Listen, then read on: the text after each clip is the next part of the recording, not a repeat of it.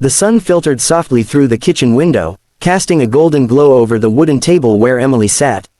The old farmhouse carried the smell of fresh bread and tilled earth, a scent that had been the backdrop of her entire childhood. On the table before her lay a small, worn locket attached to a fragile silver chain. She held it carefully between her fingers, polishing it with the edge of her sleeve. It wasn't new or fancy, in fact, it had scratches from years of use. But to Emily, it was priceless. It was the last gift her mother had given her before passing away 2 years earlier, and wearing it felt like carrying a piece of her every day. Her father, sitting across from her with his morning coffee, looked up from the newspaper and watched silently. His face, lined with years of farm labor and grief, softened as he saw his daughter fastening the chain around her neck. He cleared his throat, his voice unusually gentle. "That necklace," he said, "don't let anyone take it from you. It's part of her spirit. You understand?" Emily nodded, her fingers brushing against the locket resting over her chest. "I understand, Dad." Out in the fields, Emily was strong and resilient, carrying heavy pails of water, feeding animals, and running errands without complaint. But in school, things were different. The same strength that made her proud on the farm made her stand out among classmates who had manicured nails and the latest clothes. While they carried sleek backpacks, Emily's books smelled faintly of hay and fresh soil. While others boasted about vacations and city trips, she could only talk about crop harvests or her karate training at the small dojo in town. To her peers, she wasn't unique, she was an easy target.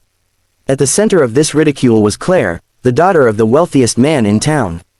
Claire had money, influence, and a pack of friends who treated her like royalty. With glossy hair and expensive outfits, she seemed to live for tearing down those who didn't fit her idea of worthy. Emily had been a victim of her cruelty more times than she could count. It wasn't just the snide comments about her boots or the laughter when she unpacked homemade bread instead of store-bought snacks, it was the way Claire's eyes lit up when she found something precious to destroy.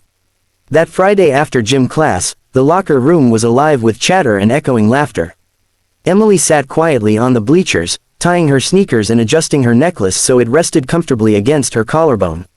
She liked having it close during the day, like a secret shield no one could see.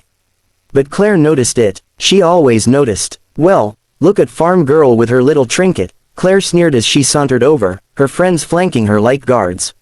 She tilted her head, eyes fixed on the glint of silver. "What is that? A souvenir from the flea market?" Emily clenched her jaw. "It's my mother's. Don't touch it." Claire's smirk deepened. "Oh, so it's sentimental. Even better." She reached out with long, polished nails, brushing against the chain. Emily recoiled, her voice sharper now. "I said don't touch it." The other girls laughed, circling closer. "Come on, Claire, maybe she's hiding cow pictures in there," one of them jeered. Before Emily could back away, Claire's fingers curled around the necklace and yanked. The chain snapped with a cruel metallic sound, the locket tumbling to the ground and bouncing against the concrete. The laughter that followed was deafening, cruel echoes that seemed to mock not just her but her mother's memory. Emily's heart dropped into her stomach. She lunged forward, scooping up the locket with trembling hands. A thin crack marred its surface now, like a wound. She cradled it against her palm as if she could shield it from further harm, her throat tight with unshed tears. "Oops," Claire said, feigning innocence. "Guess it wasn't made to last." Kind of like farm girl's pride. The laughter grew again, but Emily wasn't hearing it anymore. Her pulse roared in her ears, heat rising to her cheeks. Beneath the grief was something sharper, stronger, a fire that clawed at her chest. She wasn't just sad, she was furious. Emily rose to her feet slowly, the broken necklace clutched tightly in her hand. Her eyes, no longer watery, burned with something fierce. Her voice came out low, almost trembling, but edged with steel. "You shouldn't have done that." For the first time, Claire faltered. The laughter around her quieted into uncertain murmurs. They had seen Emily cry before, shrink back and walk away. But this time was different. The farm girl wasn't shrinking. She was standing taller than ever, her grief burning into resolve. The locket might have cracked, but something inside Emily had just snapped into place, something that would not bend, not break, and not forgive. The silence in the gym stretched for a heartbeat after Emily's words, heavy and suffocating. The broken locket lay cool and jagged in her palm, the last connection to her mother pulsing like a scar in her chest. Claire tilted her chin up again, forcing a smirk, trying to regain the control she felt slipping away. What are you going to do, farm girl? Cry on us, she mocked, but there was a thin quiver in her voice that her friends noticed, even if she tried to hide it. Emily didn't answer. She didn't need to. Years of training at the dojo had carved her into someone disciplined, someone patient, but also someone who knew when to strike. She remembered her sensei's voice echoing in her memory, a black belt is not a trophy. It's a responsibility. Power is not for showing off, but for protecting what matters. In this was what mattered. One of Claire's friends, a tall, broad-shouldered girl who played basketball, stepped forward with a sneer. Let's see how tough farm girl really is. She lunged, swinging a clumsy punch toward Emily's face. Emily moved instinctively, sidestep, pivot, grip. In a flash, she caught the girl's arm and flipped her over her shoulder. The sound of her hitting the gym floor echoed, loud enough to hush every whisper around them. The girl groaned, clutching her side, unable to rise. The others stared, wide-eyed. Did she just? One of them muttered, but before the sentence could finish, another bully charged. Emily's foot snapped upward, striking cleanly at the girl's stomach. Air whooshed out of her as she staggered back, gasping. The second kick landed higher, knocking her jaw sideways and sending her sprawling onto the mat. Fear crept into the air, thick and palpable. The crowd of onlookers, students who had gathered from nearby hallways, stood frozen, unsure whether to laugh, scream, or run. No one had ever seen Emily fight back, and no one had expected her to fight like this, with precision, speed, and a calm fury that made every movement look effortless. Claire's eyes widened, her confidence faltering. She glanced at her remaining friend, a smaller girl who clearly didn't want to step forward. Go on, Claire hissed, shoving her forward.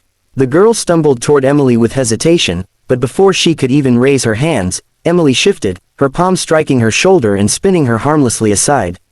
The girl tripped and fell, choosing to stay down, too terrified to move again. 3 bullies lay groaning, and the others were backing away. Claire's smirk was gone now, replaced by a pale mask of fear. She took a step backward, her voice unsteady. You're insane. You could have hurt them. Emily's gaze was steady, her chest rising and falling with controlled breaths. She didn't shout. She didn't flinch. She held up the cracked locket between her fingers, the faint light glinting off its broken surface. I didn't hurt them. I protected myself. There's a difference. But if anyone touches this again, her eyes hardened like flint, and she stepped closer, closing the distance between her and Claire. You'll answer to me, and to her.